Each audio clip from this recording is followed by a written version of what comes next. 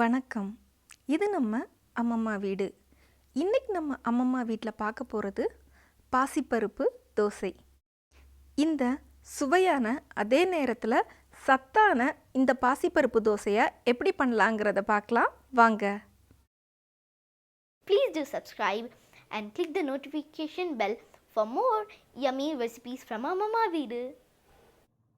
ஒரு கப் பாசிப்பருப்பு. இதை நல்லா தண்ணியில் 3 தடவை கழுவிக்கலாம். இந்த கழுவுன பாசிப்பருப்பில் தேவையான அளவுக்கு தண்ணி ஊற்றி அதை 2 மணி நேரம் வரைக்கும் ஊற வச்சுக்கலாம். 2 மணி நேரம் வரைக்கும் நல்லா ஊறின பாசிப்பருப்பை அதோட தண்ணியெல்லாம் நல்லா வடிகட்டி எடுத்து அதை அரைக்கிறதுக்காக நம்ம இப்போது ஒரு மிக்ஸி ஜாரில் மாற்றி வச்சுக்கலாம். இந்த பாசிப்பருப்பு கூட சேர்த்து அரைக்கிறதுக்காக 1 ஸ்பூன் ஜீரகம், சின்ன துண்டு இஞ்சி, மிளகாய் 1 அதை 2ஆக கீறி சேர்த்துக்கலாம். தேவையான அளவு உப்பு எல்லாத்தையும் சேர்த்து நல்லா மைய அரைச்சிக்கலாம். இது கூட 2 பல் பூண்டு அதையும் சேர்த்து அரைச்சிக்கலாம். மைய அரைச்ச பாசிப்பருப்பு இப்போ ரெடி. இதை நம்ம இன்னொரு பாத்திரத்தில் மாற்றி வச்சுக்கலாம். இந்த பாசிப்பருப்பு தோசையை நம்ம சமையலுக்கு அன்றாடம் பயன்படுத்தக்கூடிய பொருட்களை வச்சு ரொம்ப சுலபமாக செஞ்சு முடிக்கலாம். இது ரொம்ப சத்தானதும் கூட. பாசிப்பருப்பு அரைச்ச மிக்ஸி ஜார் தண்ணியையும் கழுவி சேர்த்து அதை நல்லா கலந்துக்கலாம். நம்ம வீடுகளில் அன்றாடம் சமைக்கக்கூடிய அரிசி மாவு தோசைக்கு பதிலாக இந்த மாதிரி டிஃப்ரெண்ட்டாக பாசிப்பருப்பு தோசைலாம் செஞ்சு கொடுங்க. எல்லாரும் ரொம்ப விரும்பி சாப்பிடுவாங்க. இந்த மாவு கூட 1/2 ஸ்பூன் மஞ்சத்தூள், 1/2 ஸ்பூன் பெருங்காயத்தூள் ரெண்டையும் ஒன்றா சேர்த்து நல்லா கலந்துக்கலாம்.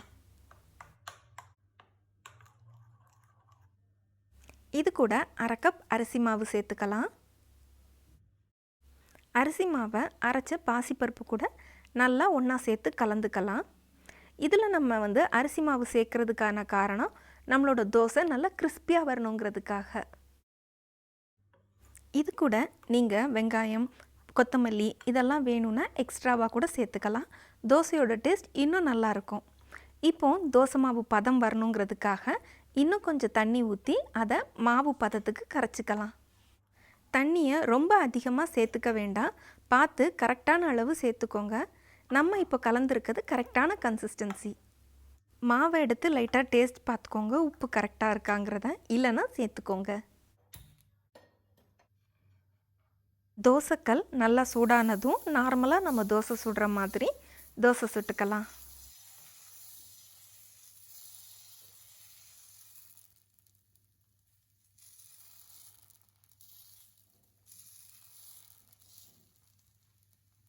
எண்ணெயை இந்த மாதிரி சுற்றி ஊற்றிக்கலாம். நல்லெண்ணெயாக இருந்துச்சுன்னா டேஸ்ட் இன்னும் நல்லாயிருக்கும். தோசை ஒரு சைடு நல்லா வெந்துருச்சு. இனிமேல் இதை நம்ம மாற்றி போட்டுடலாம். தோசை கோல்டன் ப்ரௌனில் நல்லா வெந்து பார்க்குறதுக்கே சூப்பராக இருக்குது. இந்த சுவையான சத்தான பாசிப்பருப்பு தோசை இப்போது ரெடி. இதை சூடாக பரிமாறுங்க. இந்த பாசிப்பருப்பு தோசை உங்கள் வீட்லேயும் செஞ்சு பாருங்கள். எப்படி இருந்துச்சுங்கிறத கீழே கமெண்ட் பாக்ஸில் கமெண்ட் பண்ணுங்கள். இந்த மாதிரி இன்னும் பல சுவையான ரெசிபி பற்றி தெரிஞ்சுக்கிறதுக்காக அம்மம்மா வீடு சேனலை சப்ஸ்கிரைப் பண்ணுங்கள். இந்த வீடியோவை உங்கள் ஃப்ரெண்ட்ஸ் அண்ட் ஃபேமிலிக்கு ஷேர் பண்ணுங்கள். நன்றி.